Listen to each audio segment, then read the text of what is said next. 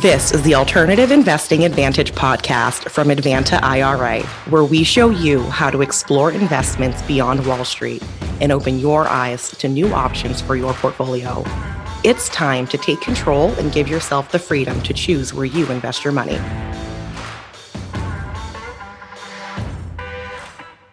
And welcome to another edition of the Alternative Investing Advantage podcast. My name, as always, is Alex Perny, and today we are very pleased to welcome on Denis Shapiro, the author of the Alternative Investing Almanac.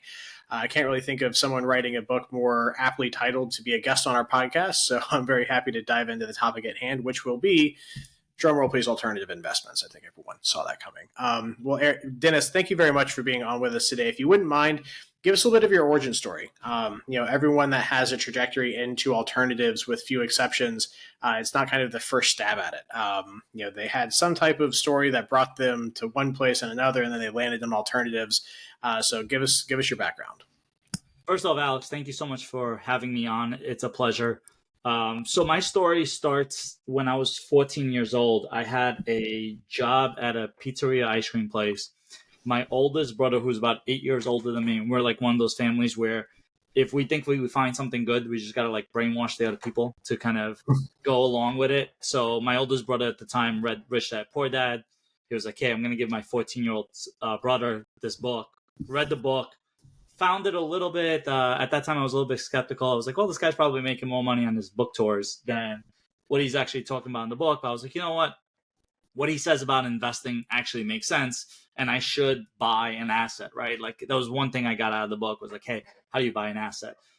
10 years later, I reread the book, had a completely different perception on it. But as a 14-year-old, I was saving money, working this part-time job, come from an immigrant family, so very, very frugal, and that's like a nice way of saying it. My friends would say other things when we were growing up. But I was always counting pennies, saving money. I think I saved up, X amount of dollars, read this book. I was like, oh, buying assets. I was like, okay, what am I going to buy? I'm 14 years old. And my oldest brother at the time was investing in mutual funds. And he even gave me, he's like, oh, this is the mutual fund that I was recommended, blah, blah, blah. And I bought it. I remember the whole year I was watching it daily. And that thing literally moved by the price of what I paid in commissions. And that's dating myself a little bit. Like I think the younger generation don't really understand that you used to actually pay to trade stocks. So I remember I paid $7. It was like a Scotch trade account at the time. And the whole year I made $7 in the mutual fund. And then I started learning about, load fees and everything else. And I kind of told my older brother, I was like, this is, you're onto something, but this isn't completely like right. I'm going to do this better. So then I started researching, well, who's should I model after? And of course, the cliche names come up, right? The Warren Buffetts. At that time, Peter Lynch was really big and huge. And I started reading everything. And my whole goal was, I'm going to go to business school. I'm going to become the next Warren Buffett. And I went to business school in 2001. I graduated. No, I'm sorry, 2005. I graduated. So as I'm progressing in college, I am going smack into the global financial crisis, where it was like sophomore year, you're supposed to start interning. Junior year, all of a sudden, like I was on 5 different interviews, and all those interviews got canceled. The whole like world financial, and I was in New York City at the time. That's where I went to college, and like the world stopped. So at that time, I went and I did what a lot of people do, where I was like, all right, I can't get a job. And I guess the solution is to go to get more schooling. So I went to my school. I somehow convinced them to take me on to the MBA program, even though I had no business being there. Like, my only experience at that time was really college education.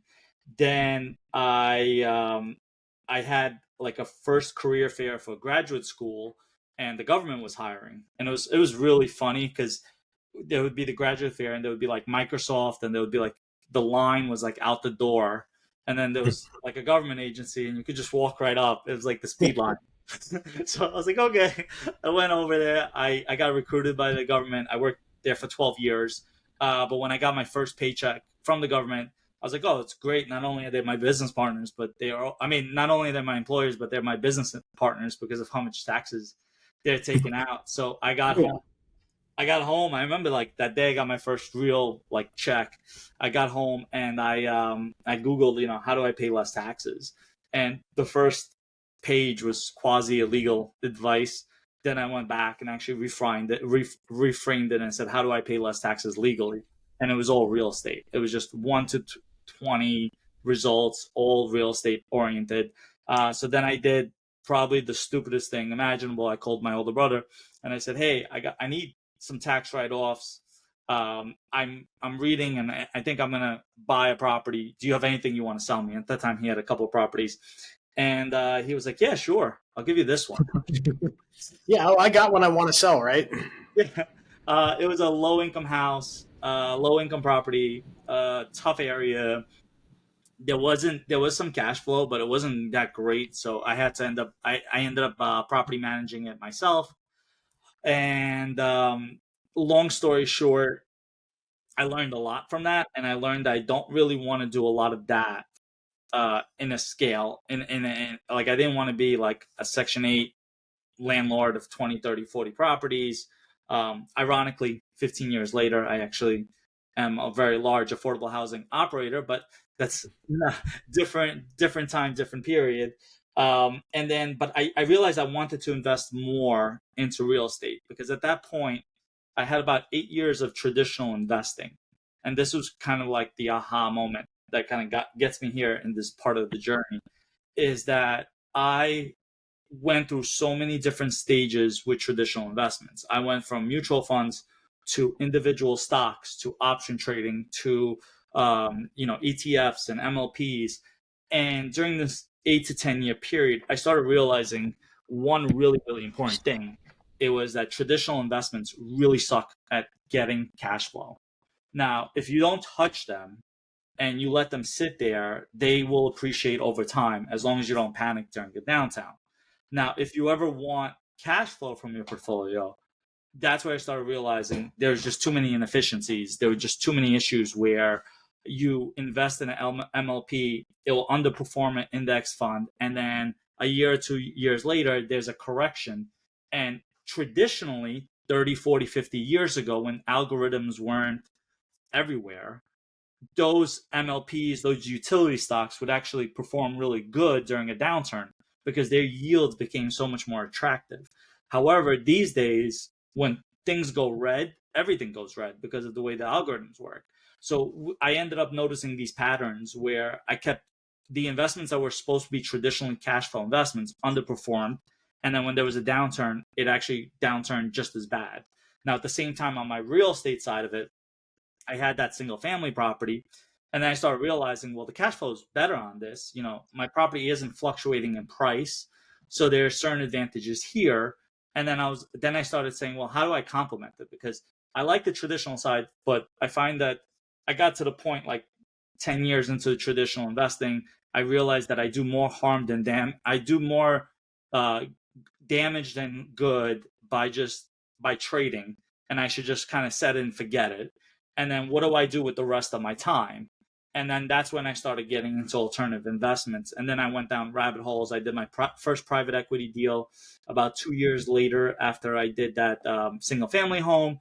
And then I got into the world of multifamily syndications. And then we ended up doing a handful of those. And then we ended up from there kind of getting more on the operational side.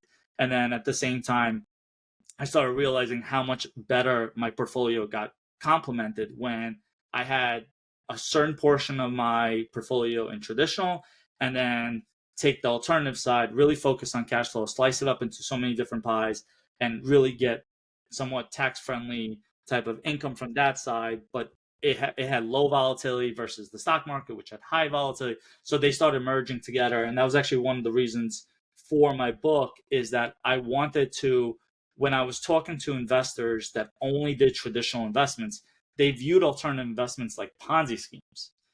And when I was talking to my alternative investors, they only looked at traditional investors as like a stepping stone, and they've moved on from there. And now they only do alternative. So I really wanted to write my book where I want to introduce the traditional investors to a series of alternative investments, everything from mobile home parks to apartment buildings to ATM funds to note funds, all of these different options that are there for them, and how they complement a regular traditional portfolio, and vice versa for the other side. So that's kind of my origin story. I'll let you kind of wherever you want to go from there. Yeah, no.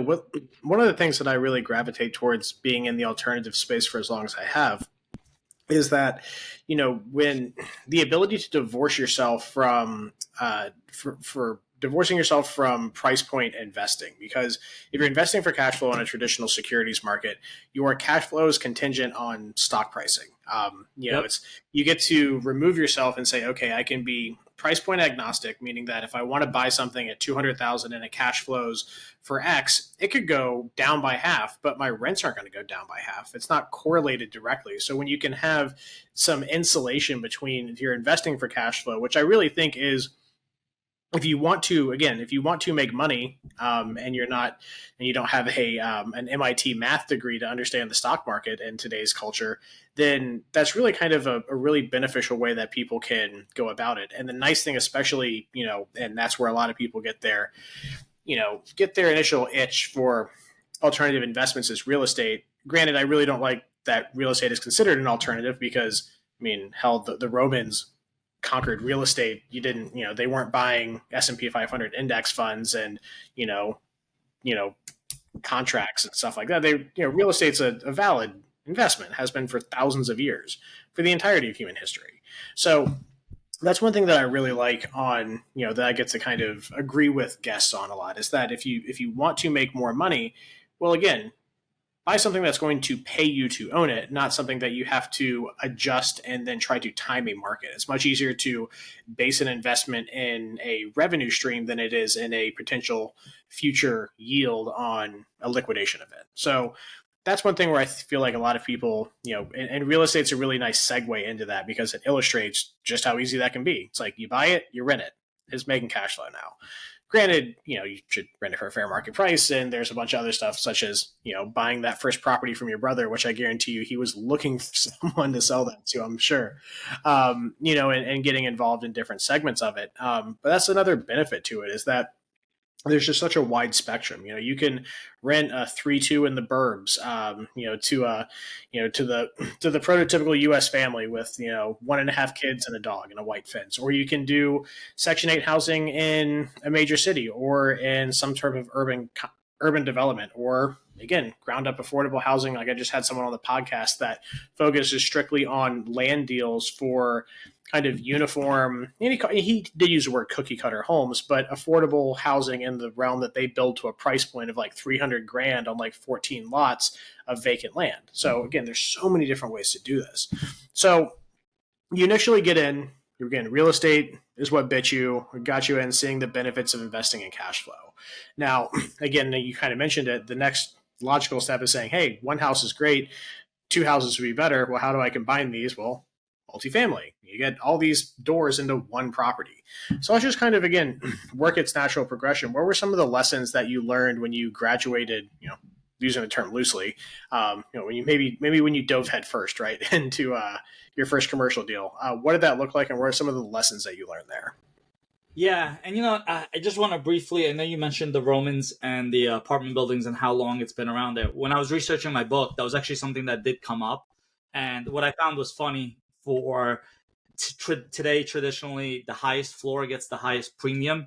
Back in the day, because of the fact that obviously there was no elevators back then, you would probably have some amazing views in Rome, but you were actually paying the lowest prices per square foot if you had the highest apartment. So I thought that was an interesting tale that I just wanted to share. But in terms of lessons, I think the main thing is when you do commercial, it allows you to align yourself to your core competencies, versus where you're doing smaller deals, you're kind of doing everything. When I did my first Section 8 property, I was the property manager, I was the construction manager, I was the general contractor, I was tenant relations. I was wearing a lot of hats, and I was not good at all those hats.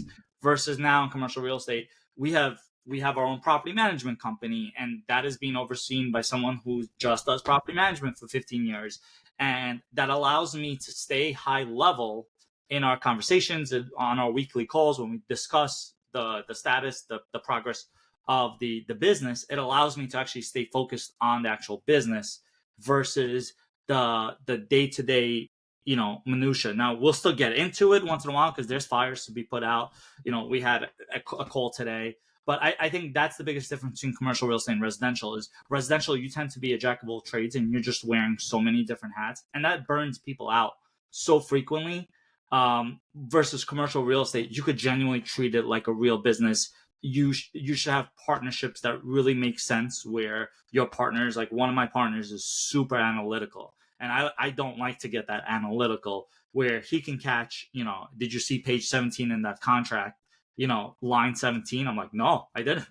That's his skill set. But at the same time, he needs me to say like, hey, Anthony, this is a really good deal. Let's go. And at the same time, he'll respect the fact that I'll push it when I do feel like, hey, we're in terms here. Your attention to detail is going to slow us down at this point. We need to go now. So those are the things that I think are the biggest learning lessons, is that you could actually do less in commercial real estate than residential real estate. But because you're focused on your core focuses, you can accomplish probably 10x what you could do in the residential real estate side. Yeah, and that's a big thing, is the throughput aspect of it. For the same amount of effort, you get so much more throughput of dollars and also doors. It's a really beneficial aspect to it. And the ability to farm out to your core competency. You don't have to be that general contractor, electrician, plumber, property manager, and therapist to your tenant. You can say, you know what, I'm really good at just analyzing the deal stack and saying, hey, this property, I know the market, I know this. Hey, I got my buddy that's a wizard with contracts. Or, hey, we got a property management company that, is a bulldog. Let's make sure we segregate this stuff into its appropriate buckets. So, and again, because you have so many things going on, I want to do a little bit rapid fire. So we've gotten, again, that you have the full blown virus for alternative investments, right? You got the bug, and now you're saying, okay, this stuff is great. Let's you got the fever for it. Now you mentioned a few other things that I'm pretty well versed in, things like mobile homes, tech startups, industrial property. But one thing that you mentioned on there was note and ATM funds. And that's not something that I've had a whole lot of experience. In the early part of my career, I did some like leasing contracts with ATMs for client accounts. So again, I know kind of some of the business structure, but I haven't been involved in some of those kind of deals in 2014, maybe was the last one I touched. So it's been a while. That's been a decade. That's weird to think since I've touched those. So maybe let's kind of start there, because that's kind of on the top of the things that you're talking about on other alternatives.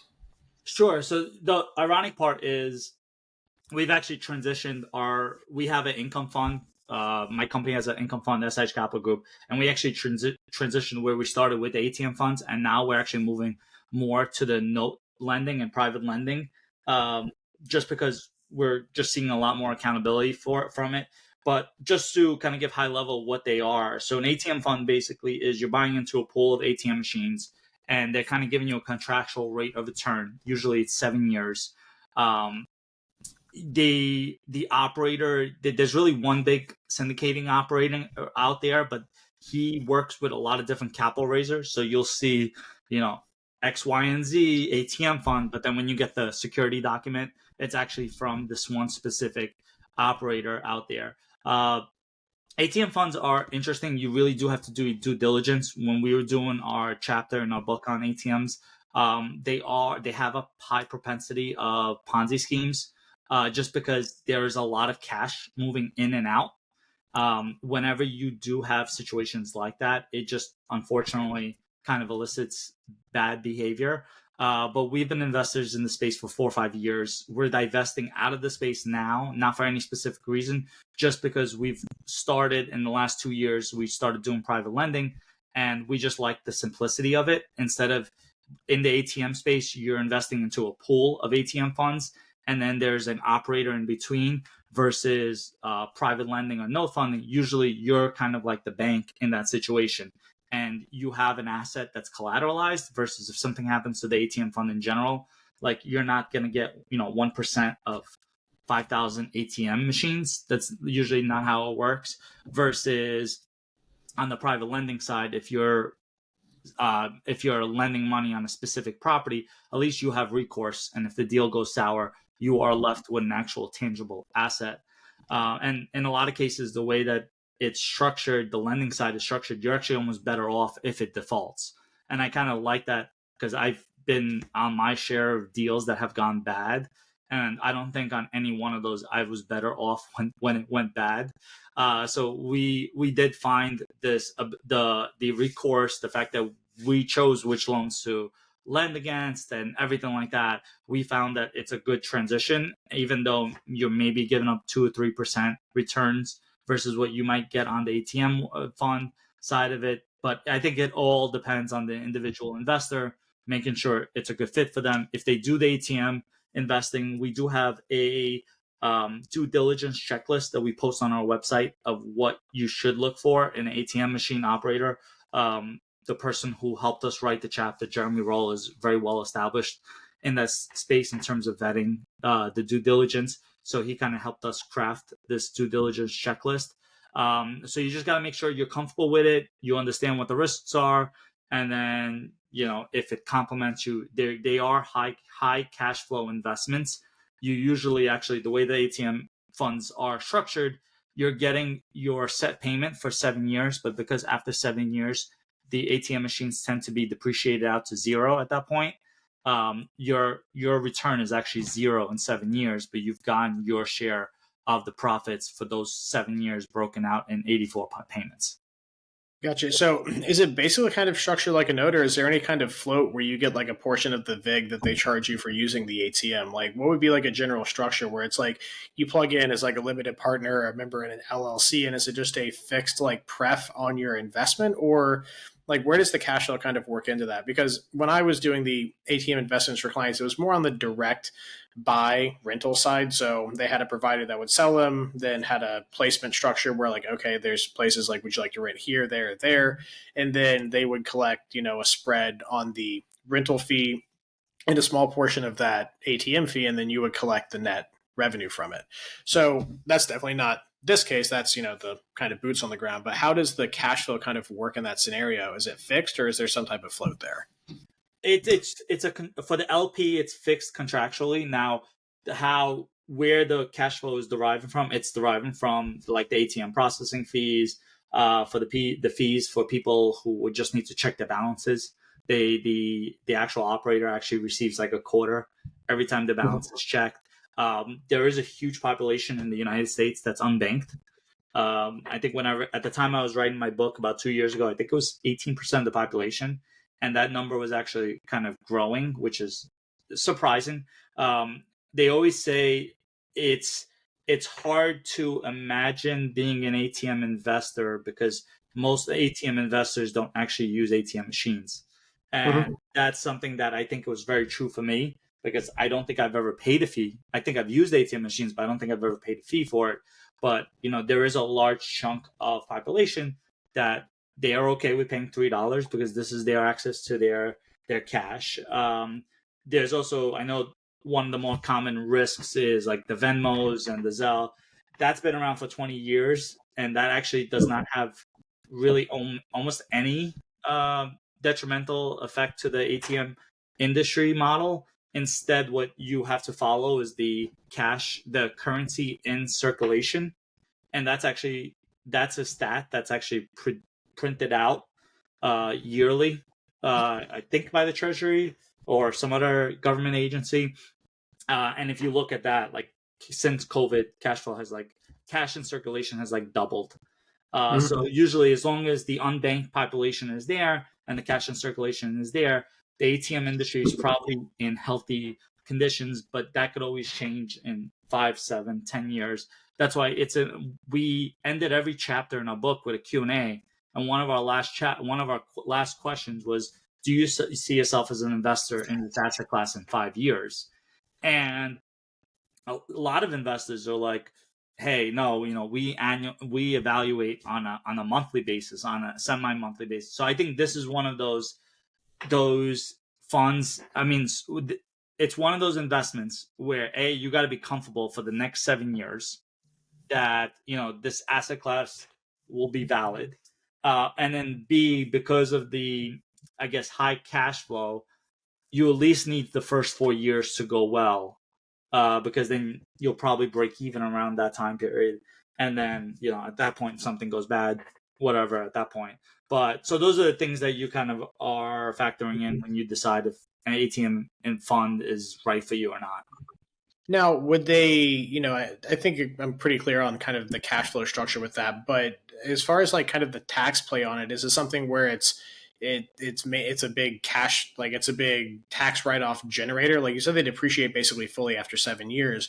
So is it a good generation of tax deductions for that aspect, or is it kind of just, I mean, are there better options out there in your opinion? Yeah, no, it is. It's considered a tax-friendly investment. However, it's usually enough depreciation to kind of offset your actual cash flow that you are getting.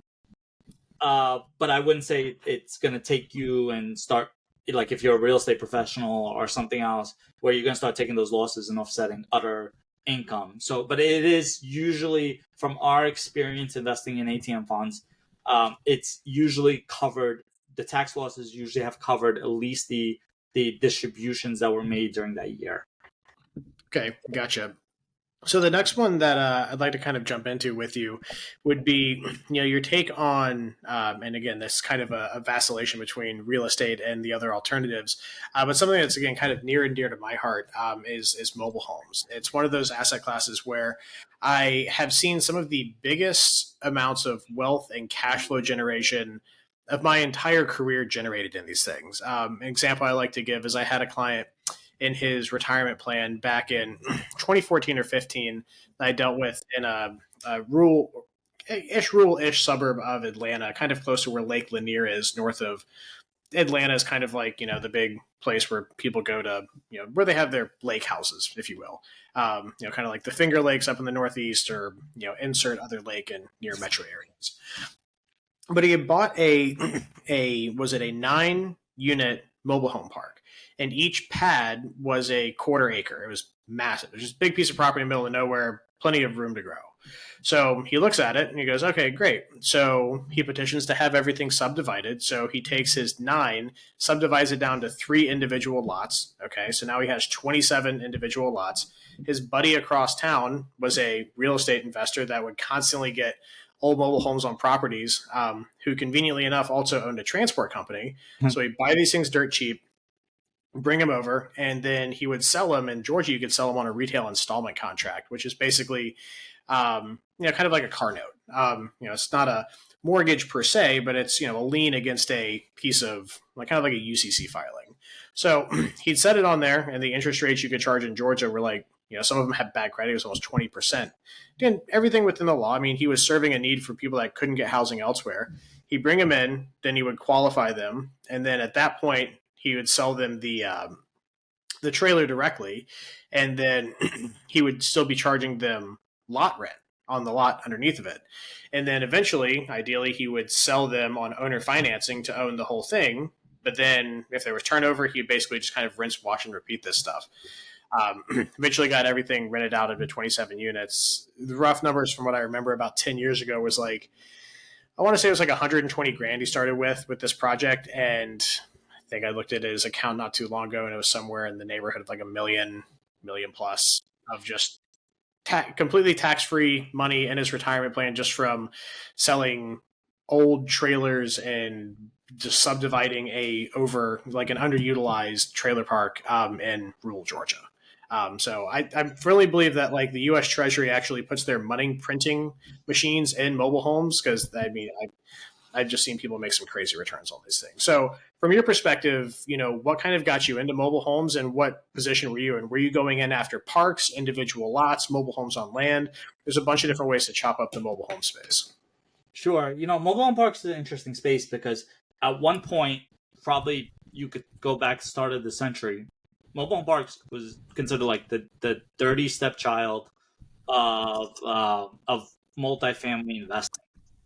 Like, you could pick up these parks for a song and a dance at that point.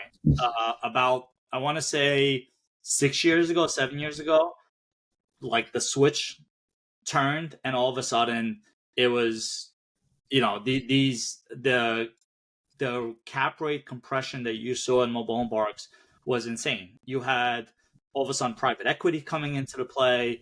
You have larger players in there, and it really changed the dynamics of mobile home parks. So we started as LP investors. Then we also got into a joint venture, which got us better understanding of the mobile home park space.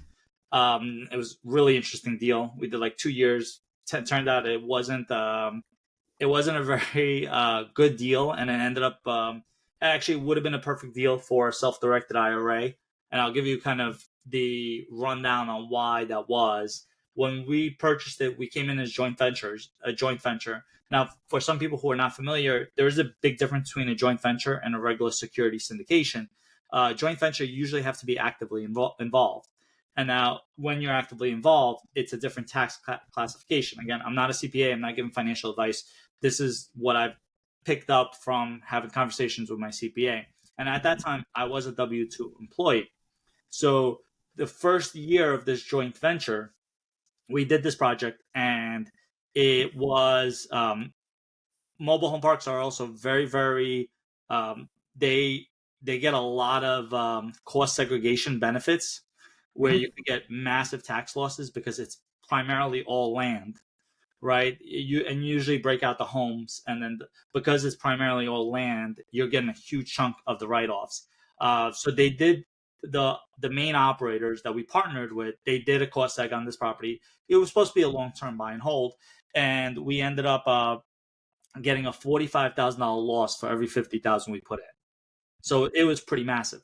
The problem is, it went in a year on my tax return as active losses on a year where I didn't need those losses. So they were used up, and my income was pretty low anyway due to other projects I had. And then the following year, the operators, and I don't blame them, the project was a really, really, there was an issue. There was a new property manager every month. The operators were out of state.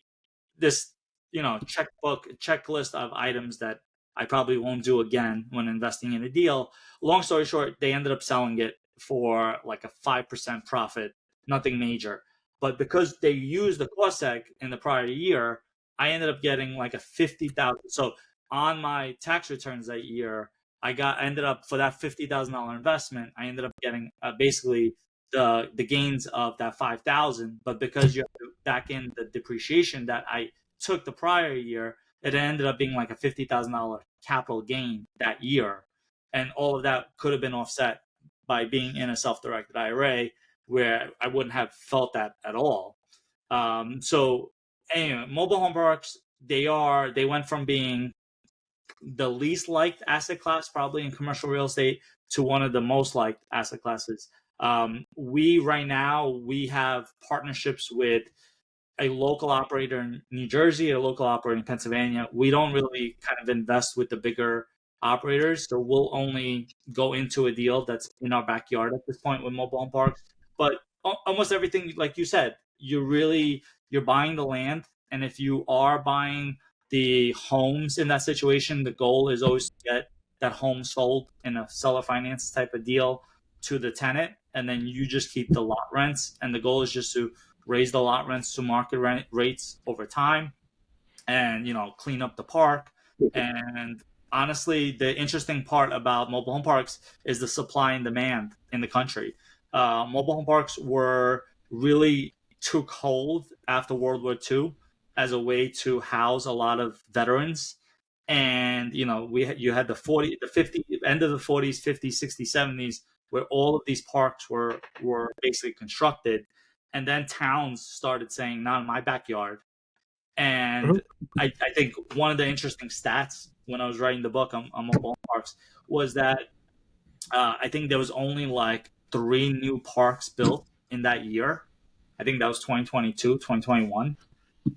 3 in the whole country. And at the same time, there was 100 parks that got decommissioned for various reasons, or they're on really valuable land, and someone came in and offered to just buy them for the land so that they could do a high class development.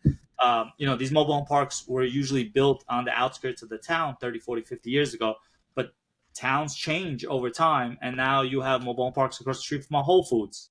And all of a sudden, developers looking at that and they're saying, we'll overpay for that land, but, we'll be able to build a 40, 50 unit, complex over there. So for them, it's like, so basically the supply and demand is really favorable. If you get yourself in a situation where you could buy a park like your client did, you're buying a very limited asset, and it's only going to get more limited over time. So I really like it as an asset class. I think it's one of my favorite. But just make sure you understand the dynamics of it. Understand if you're investing in a business plan for someone that's going to flip that park after they like how your partner did. He took it from 9 lots to 27 lots.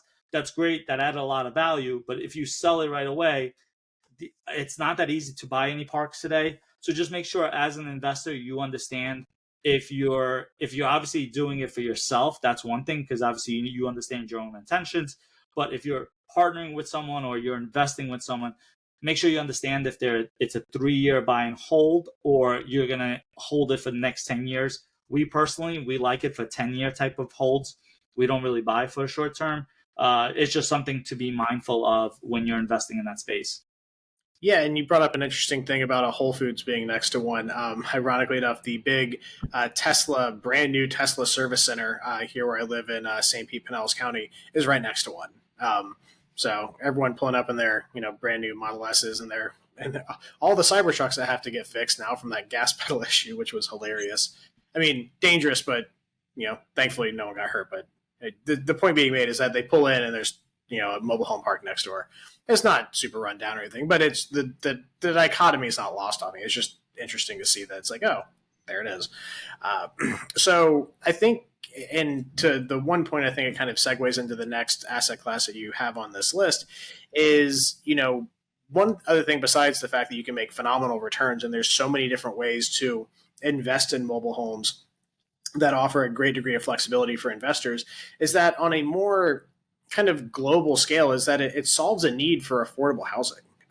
You don't have to, it's there. It is an option for people. And if you can operate in good faith and make these things not just the, rundown trailer, but make it an actual home for the people that are coming in and consuming your product, then, it's a very efficient way to solve a need in the market. And wherever there's a need, there's money to be made. So again, I think that's a nice kind of altruistic way of, investing with purpose that it can solve.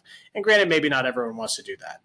But again, it is something that offers that, other asset classes don't always offer, or maybe you don't want to get into the headaches that come with doing some of that stuff, like on the scale of, commercial multifamily or, duplexes and triplexes.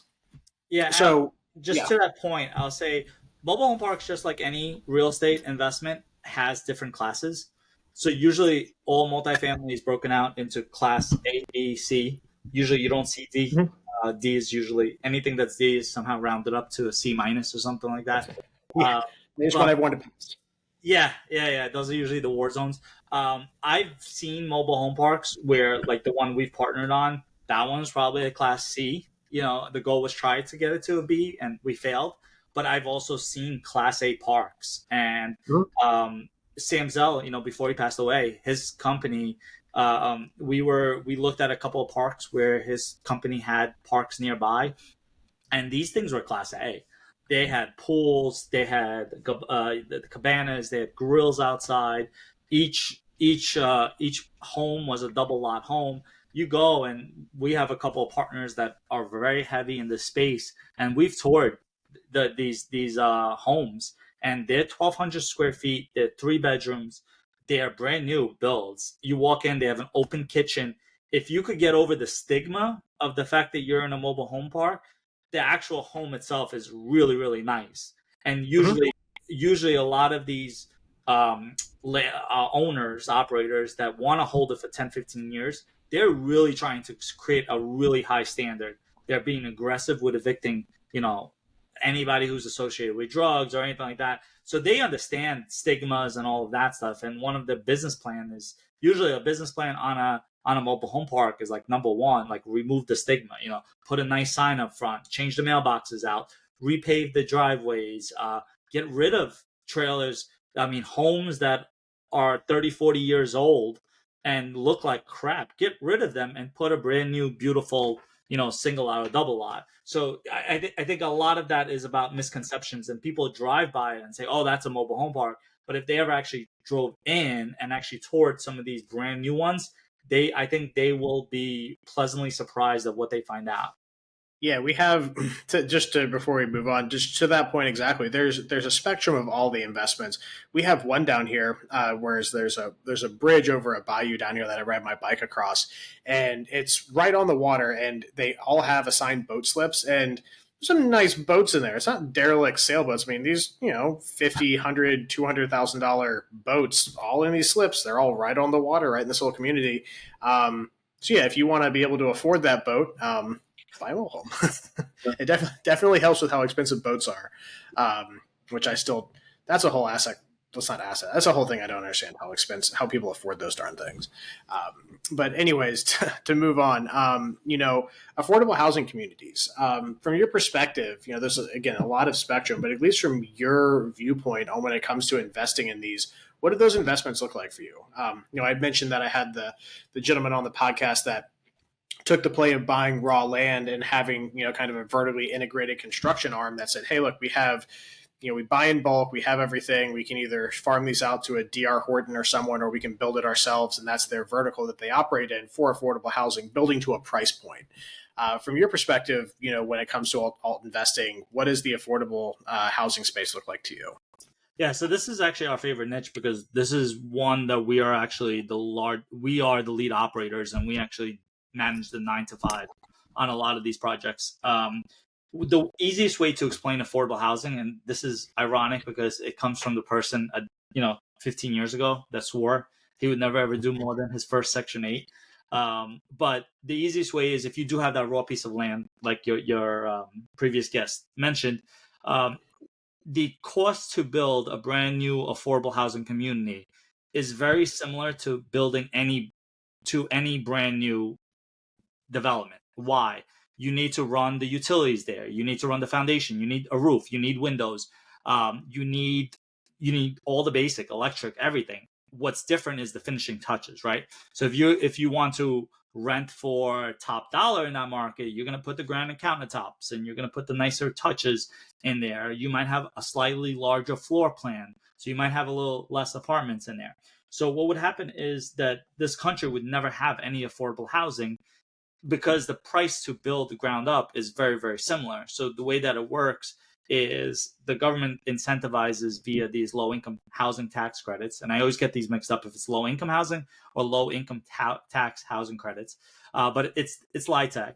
And these credits are given to these developers to bring down the average cost so significantly that it actually makes sense for them to build affordable. Now, when they do bring down these costs, they put 2 15-year restrictions on these properties that are eventually built. Now, the first 15-year period, you get a lot of incentives for these developers to hold on to the property. The second 15-year period, that's where the magic happens for a company like us. We go in, we buy it, we know where our exit period is at that point. So if we buy in year 5 of the second 15-year restriction, we know we got in 10 years, though that whole property will go market. And at that point, it's not guaranteed that we will take it market. We might renew for more credits. We might do a whole different type of aspects. But at that point, we know that we do have an exit plan of going market at that point. And we know the developers are incentivized to sell it to us because the income restrictions are still in place for another 10 years, 12 years, whatever it is.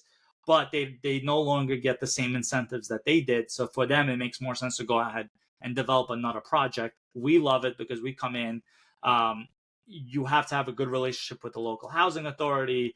There's certain red tape that's there, which is cumbersome. It is annoying to deal with, but it keeps so many other operators out of the space that we love it. Like we've already dealt with a lot of that compliance, everything. We know how to kind of circumvent around it. And we find that it's an incredibly lucrative space A portion of our rent is covered. And it's not what people think. It's not like, oh, they think it's like the projects. No, this is a townhouse community. If you drive into one of our properties, you would be driving into maybe a Class B property. It looks like condos and townhouses. Everybody's got 2 parking spots. The kitchens have dishwashers. There's washer and dryers. There's a kids playground. There's a community clubhouse. You would never in a million years think you're in affordable housing. The only difference is 25 years ago, it was built using affordable housing financing by the government. And that's the only way that it's affordable housing today. Yeah. And again, wherever there's, difficulties, there's always going to be opportunity. Take, for example, Wayne Huizenga with waste management. It's like, how much red tape there is in dealing with waste disposal in the United States. Yeah, but if you're willing to do that, you can absolutely make money. And only drawing that comparison for red tape, not that these properties are trash or being lumped into that, but just to say that if you're willing to do what, I really wish I knew who said that quote, but it's like, if you're willing to do what others aren't, then there's immense opportunity to be had. And dealing with the government, I mean, you worked for the government. You know how fun that can be. But, if dealing with the government is something that you can carve out a specialty with, especially for stuff that's going to offer you these great incentives, then your competition pool has been reduced by a factor. And then, who else are you competing with? Well, sometimes maybe you're just competing with yourself. And that's a phenomenal place to be in any marketplace. If you can kind of set those standards and be in a position to deal with that. And I'd imagine that's probably one of the reasons that drove y'all to there is saying, hey, we can do this better than the next person and we don't mind dealing with that. Am I correct in thinking that was probably one of the driving factors for that market? You know what? It was all relationship driven. One of our main partners, actually my main partner, he got into the space a few years prior to me. We connected, 2 years, 3 years into his operations, and his analytical mind navigates that red tape so well. Sometimes I get flustered on it, and he picks it out. He breaks it down to such a micro level, and he just gets it done where it's not troublesome for me at all. And it's different scale, different everything. And yeah, so we were drawn to it. And now that I'm in it, I look back at it, I'm like, this is so much better than regular multifamily, because we do on occasion do some regular multifamily. But when I compare apples to apples, we love this niche, and we're going to keep focusing on this specific niche. Yeah. And, to kind of bring this into a little bit of a landing, one of the, and again, I would love to chat with my producer to get on here and start poking me to tell me to wrap this up. But one of the kind of core commonalities that we've talked about with any of these, whether it be the ATM space, the commercial real estate space, maybe not the house your brother sold you on the first hand, the affordable housing space, and the mobile home space, is the relationship building aspect of it. This stuff doesn't happen in a vacuum, especially if you want to do it at scale. If you find me someone that says they can do it all at scale, I'll find you someone that probably also wants to sell you a bridge in Brooklyn, right? It's not necessarily going to be the most best serving actor in the space. So maybe let's kind of focus on that as kind of where to end it. What are some things that you do, and how do you kind of approach these different avenues of investment when it comes to relationship building? Is it something where you just kind of started out bit by bit, or do you have kind of a process when it comes to getting into a new asset class of how you approach trying to build these relationships and how essentially you are going to partner yourself with? Alex, I love that. If this is where we had to end, this would be the question. We have, when I started investing, especially in alternative investments, 12, 13 years ago, I realized I didn't realize how important relationships were. And then I did, 15, 20 of these private equity investments. And then you look back, and I think this is something Ray Dalio always says, it's okay to make a mistake. Just make sure, you learn the principles out of it and adjust and move on. And I look back at it and I was like, what was the one thing that was the difference between a deal that did extraordinarily well and then the chapter 11 that I invested in that turned out to be a Ponzi scheme?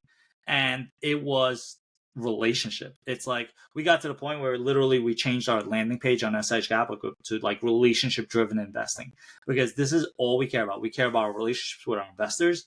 We care about relationships with our management company, with our employees. And when everything is aligned, the project does really, really well. When you have an operator who's doing 25 deals, has 18 different asset managers. They're buying a deal every single week. Things are going to get missed. It's not going to be the same.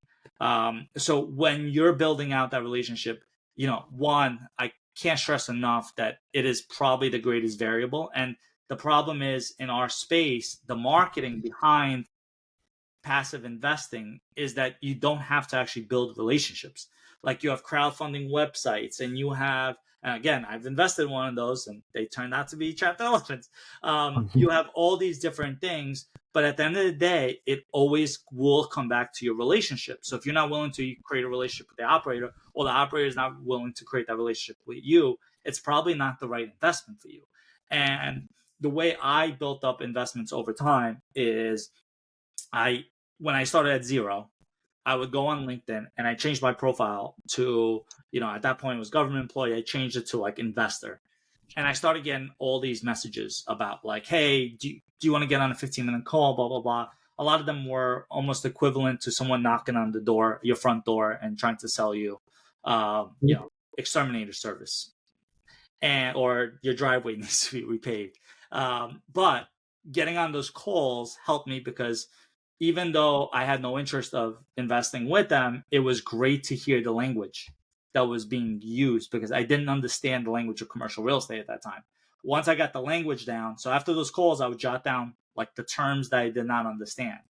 And then once I got the language down, I stopped kind of getting on those calls. And then I started actually going to conferences and meetups, because now I had the language. And I realized this early on, is when you go to like a meetup and you don't have the basics down, you end up coming off as help me in your conversations. Oh, what's that? Oh, tell me more about that. Blah, blah, blah. Instead of like, oh, okay, I know what a cap rate is, or I know what a value add deal is, or what, how interest rates affect the thing, because I've had those conversations.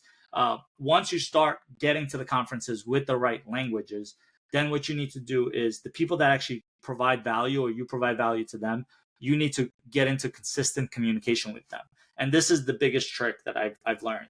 So my career is where it's at today is because I was willing to get on calls with these people that I connected well with on a quarterly basis. And my main partner on the affordable housing side, that's how we met. We met at an investor event. We actually carpooled together. It was a very interesting situation during COVID. And we actually got on like weekly calls, but I recommend kind of quarterly calls.